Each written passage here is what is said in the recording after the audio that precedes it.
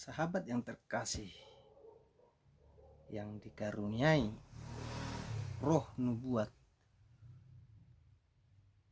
mari kita ambil bagian menubuatkan supaya kita yang rindu kedatangan Yesus, bahwa harinya semakin dipercepat.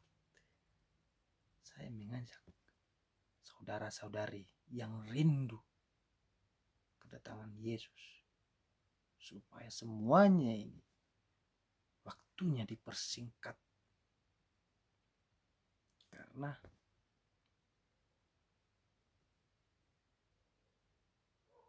kegelapan itu semakin dekat, semakin berkuasa. Mari kita bersatu, berdoa, berseru kepada Tuhan, memanggil Yesus seperti yang tercatat di Wahyu. Dan jadilah kita jadi orang-orang pilihan itu.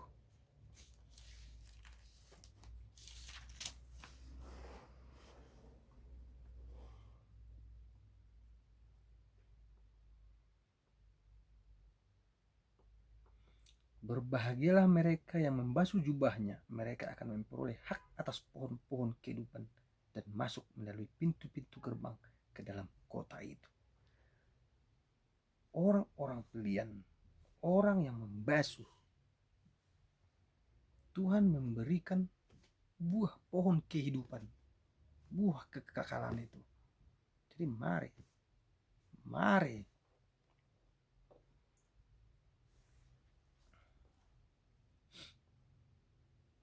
sesungguhnya aku datang segera dan aku membawa upahku untuk membalaskan kepada setiap orang menurut perbuatannya.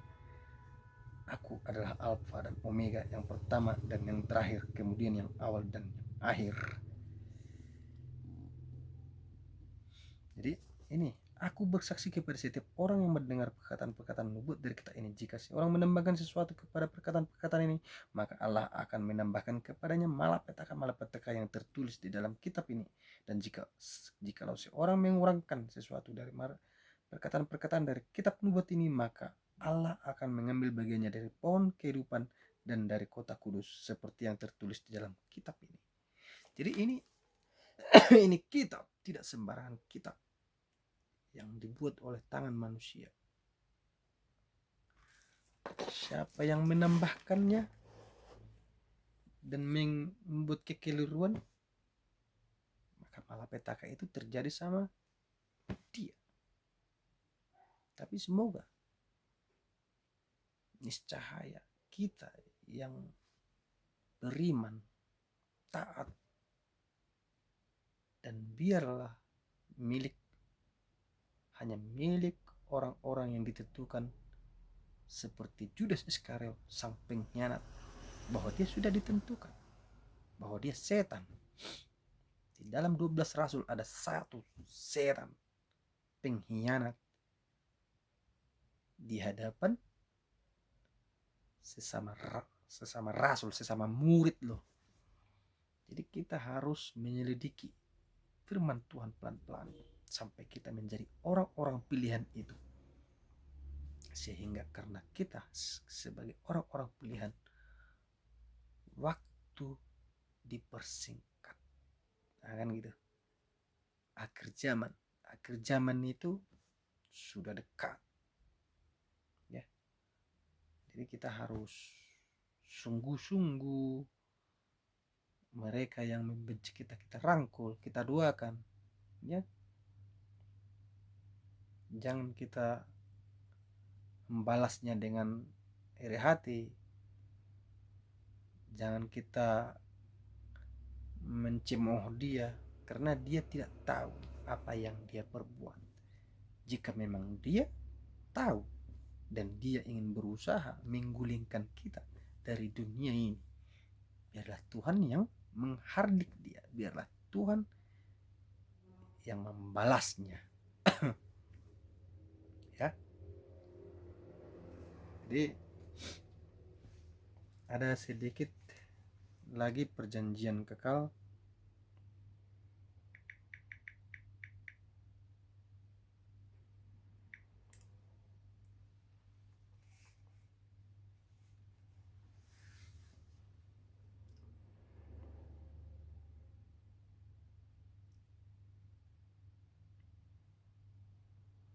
Oh ya udah tadi ya.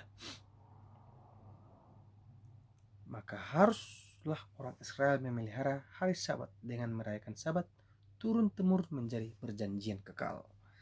Jadi di sini seolah-olah perintah ini hanya ditujukan kepada orang Israel. Tidak. Karena Israel itu termasuk umat pilihan. Karena kita sebagai Kristen di dunia ini 33%, sepertiga dari bumi ini bahwasanya kita adalah Kristen. Sehingga yang 33% ini suatu keharusan untuk melangsungkan hari Sabat. Dan memang saya untuk mencari nafkah di saat ini belum saya lakukan hal tersebut karena keterpaksaan. Tapi mudah-mudahan mulai tahun depan, 2 minggu lagi ke depan, saya akan melaksanakannya. Sebab sebelumnya ini saya bekerja di depan orang tua, kami juga melakukan, menghormati dan melaksanakan hari Sabat itu.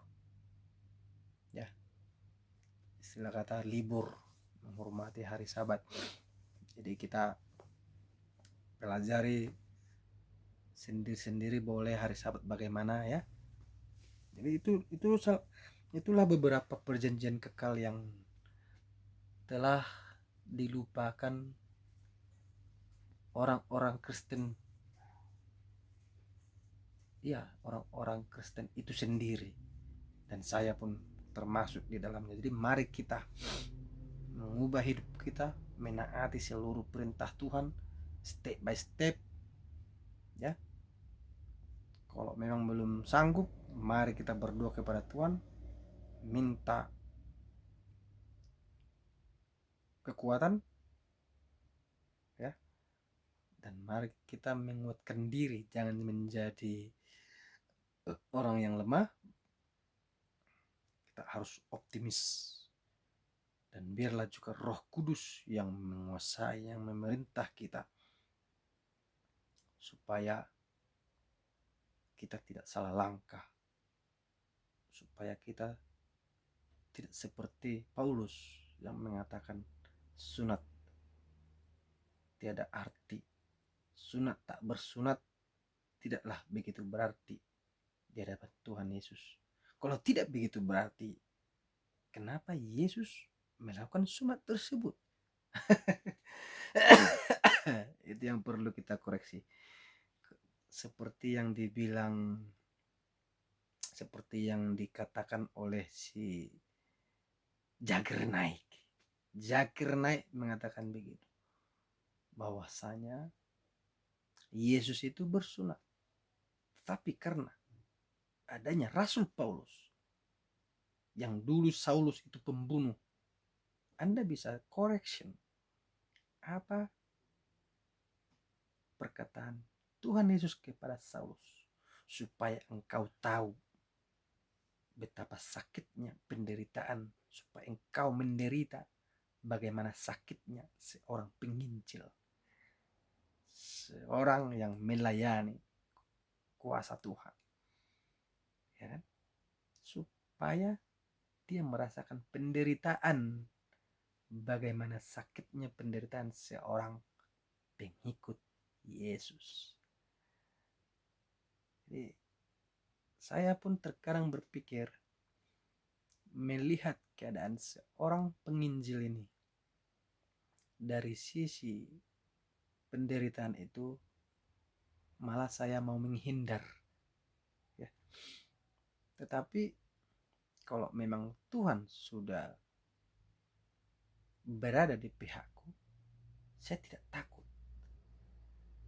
Saya takut dan menghindar melihat penderitaan itu berbeda. Saya tidak takut, tetapi melihat penderitaan itu sangat sakit gitu loh. Kalau masalah takut, Tidak, karena saya orangnya mau di tempat paling gelap pun saya sendiri-sendiri. Saya pergi ke gunung sendiri, saya memancing di pinggir danau sendiri, bahkan bermalam sendiri-sendiri di sana, pergi ke kuburan dengan sendiri-sendiri. Saya memampukan diri, tidak ada rasa takut, karena kita pun sudah belajar di video sebelumnya bahwa tempat yang gelap itu ada kuasa Tuhan yang membuat gelap itu Tuhan, yang membuat terang itu Tuhan, milik Dia, terkecuali memang kegelapan. Tetapi kegelapan itu tidak bisa menguasai Dia, bahkan maut pun tidak bisa menguasai Dia, dan Dia punya hak atas neraka, ya, neraka Dia punya hak. Makanya orang yang taat dia ambil dari sana, orang yang harus diampuni ditariknya dari sana, ya. Tempat perhentian yaitu kuburan, tempat peristirahatan yaitu maut, kematian, kutuk kuk yang telah terjadi zaman Adam, itu pun dia sudah patahkan. Dia masuk ke dalam kematian itu, karena kematian tidak berhak menguasai dia. Dia pun bangkit, ya kan? Karena iblis juga termasuk suruhan dia.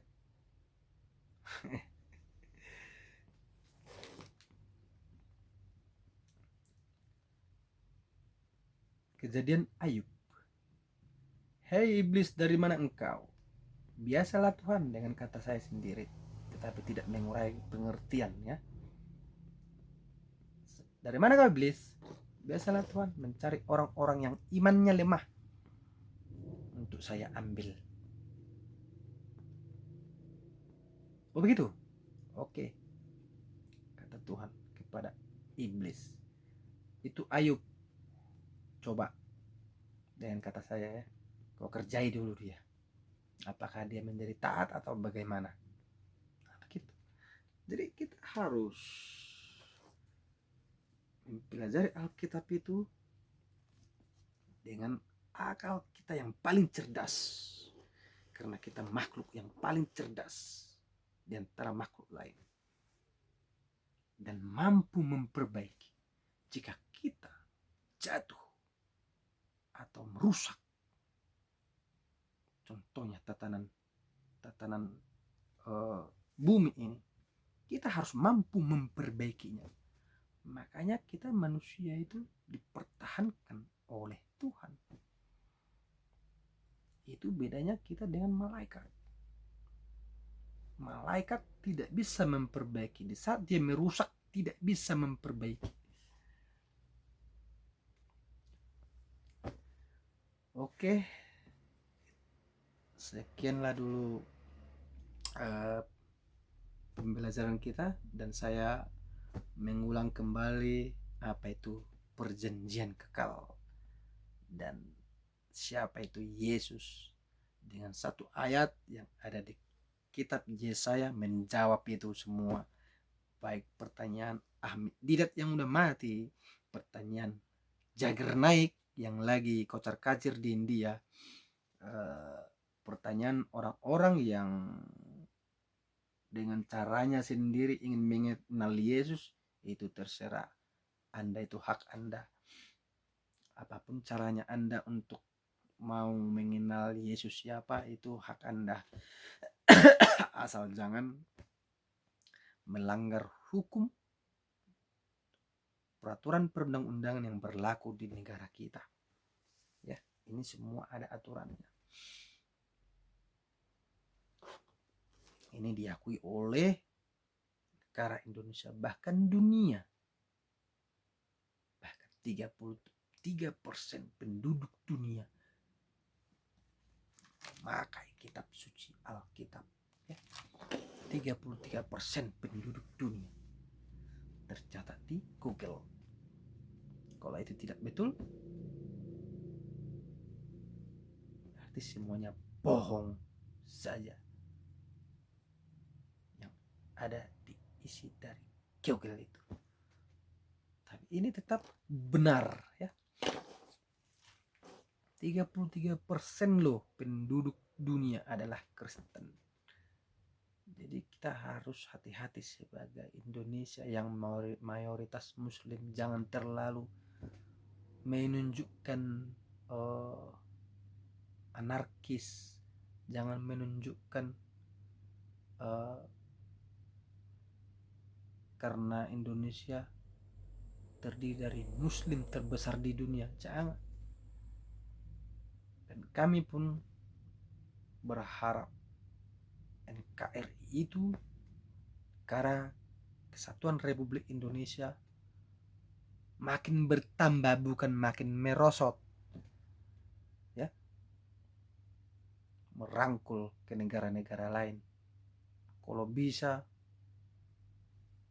Brunei Darussalam yang tidak punya utang itu suatu negara yang tidak punya utang di dunia ini, untuk melangsungkan hidup, menjalankan roda kehidupan di negaranya dalam hidup kehidupan di Brunei Darussalam bersebelahan dengan Kalimantan. Kita 6 triliun yang perlu kita bayar. Kalau tidak salah 250 juta triliun per tahun. Ya, 250 juta triliun atau 250 triliun atau 250 miliar. Nah, itu nanti kita cek, ya, masing-masing cek. 6.000 bahkan tahun ini, tahun depan 6.000 triliun utang negara Indonesia. Padahal aset kita hanya 10 triliun aset negara berutang. Jadi saya sebagai warga negara Indonesia sangat berkecil hati melihat tetangga sebelah, yaitu Brunei Darussalam, yang begitu kecilnya, ya, begitu kecilnya daerah itu tidak punya utang. Itu luar biasa. Memang kita ini harus maju, tapi kita mau maju, berusaha untuk makan, jangan sampai kita diguling oleh pengusaha-usaha Bank Dunia nantinya kalau kita tidak sanggup untuk menutupinya. Jadi mari bersatu, NKRI yang saya cintai, memberikan narasumber yang benar-benar membangun regenerasi. Kalau engkau memegang kitab suci apapun itu, tunjukkan bahwa engkau, karena di sini tertulis kasihilah sesama manusia.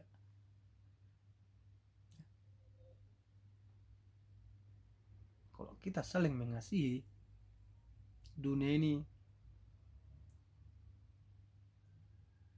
akan terhindar dari kuasa setan, kuasa iblis. Ya, manusia, sesama manusia saling mengasihi, yang artinya akal kesehatan kita, akal baik kita pakai saling mengasihi. Ya, apa dikatakan? Kasihilah Tuhan Allahmu segenap jiwamu, segenap hatimu, ya, segenap akal budimu, supaya kita terlepas dari kuasa setan. Jadi tidak ada rongga pemikiran bahwasanya kita memberi kesempatan kepada iblis atau setan. Ya, karena kita mengenal mana yang baik dan mana yang jahat, mana yang harus kita pakai. Saling mengasihi dengan menggunakan akal yang baik, maka tempat iblis atau setan tidak ada dalam diri kita masing-masing. Sekian dan terima kasih. Selamat beraktivitas. Thank you.